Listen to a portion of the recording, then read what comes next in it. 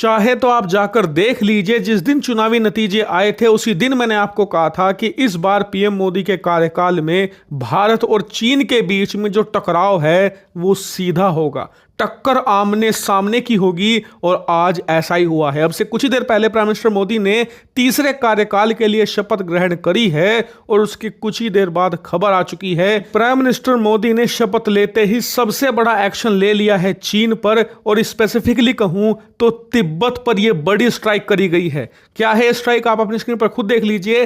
Report निकलकर सामने आ चुकी है कि भारत तिब्बत के अंदर मौजूद 30 से ज्यादा जगहों के नाम बदलने जा रहा है। यह बहुत बड़ी कार्रवाई है क्योंकि आज से पहले भारत ने चीन पर इस तरीके का सीधा हमला कभी नहीं किया था, और चीन भी इसे देखकर शौक में है क्योंकि पिछले 10 सालों में चीनी सरकार ने भारत के अरुणाचल प्रदेश के कई जगहों के नाम बदले, भारत को सीधा टारगेट किया, लेकिन भारत की तरफ से कोई खास रिएक्शन नहीं देखने को मिला। ना ही भारत ने यहां पर कोई स्टेप उठाया जिससे कि चीन को काउंटर किया जा सके या उसके जो नाम बदलने की पॉलिसी है उसका मुंह तोड़ जवाब उसे दिया जा सके। लेकिन इस बार भारत ने मूड बना लिया है। चीन नाम का जो ये सांप है जो भारत को काटता है और वापस बिल में घुस जाता है, इस बार इसे बिल में नहीं घुसने देंगे। इसकी पूंछ पकड़कर इसे जमीन पर हम पटकने जा रहे हैं। और यकीन मानिए, चीन की जो मीडिया है, चीन की कम्युनिस्ट पार्टी है, उसे समझ नहीं आ रहा कि इसका रिस्पॉन्स कैसे दें, क्योंकि उन्हें तो हमेशा यही लगता था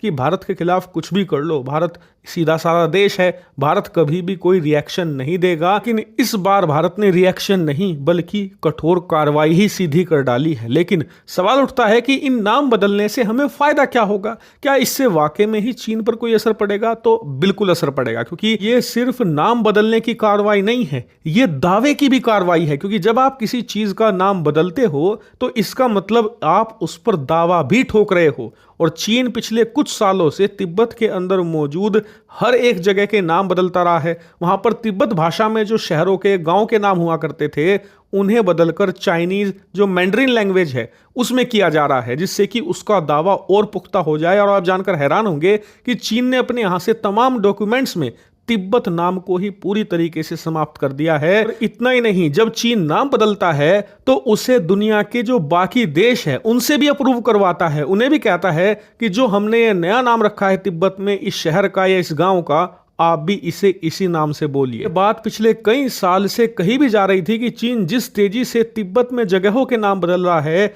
आने वाले 2030 तक तिब्बत की पूरी संस्कृति मिट जाएगी, तिब्बत का नामो निशान दुनिया से साफ हो जाएगा। लेकिन भारत ने जो ये स्टेप उठाया है, इससे एक उम्मीद जागी है कि तिब्बत फिर से रिवाइव होगा और चीन की जो एकता है उसे तोड़ने में अहम रोल अदा करेगा। खास करके चीन की जो वन चाइना पॉलिसी है उस पर तो ये सबसे करारा प्रहार है। देखने वाली बात ये होगी कि चीन इस पर क्या एक्शन लेता है और भारत क्या यहीं रुकता है या इस कार्रवाई को आगे बढ़ाएगा।